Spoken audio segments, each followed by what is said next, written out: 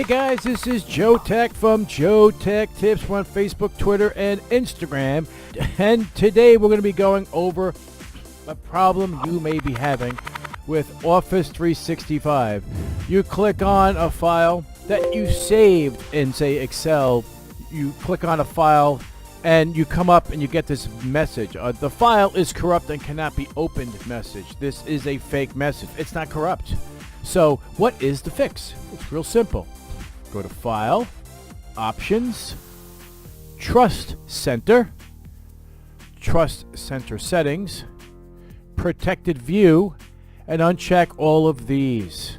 I mean, you may want to do that for Outlook attachments just in case there's a virus, but hopefully your virus program will detect that.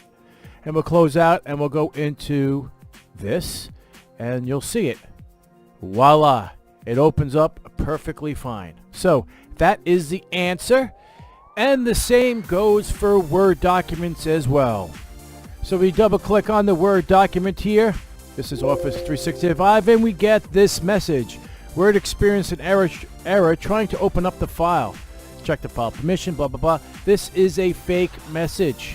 So we do the same thing. We go to File, Options, Trust Center Settings, Protected View, and uncheck the two top boxes. Click OK again, close out of it, and double click on the file again, and voila! It opens. Ta-da! There you go. And that is it.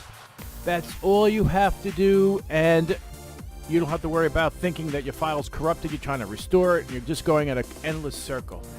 That's how you do it, folks. If you guys like this video, please give me a big thumbs up. And if you're not a subscriber, please subscribe. Take care, and we'll see you next time.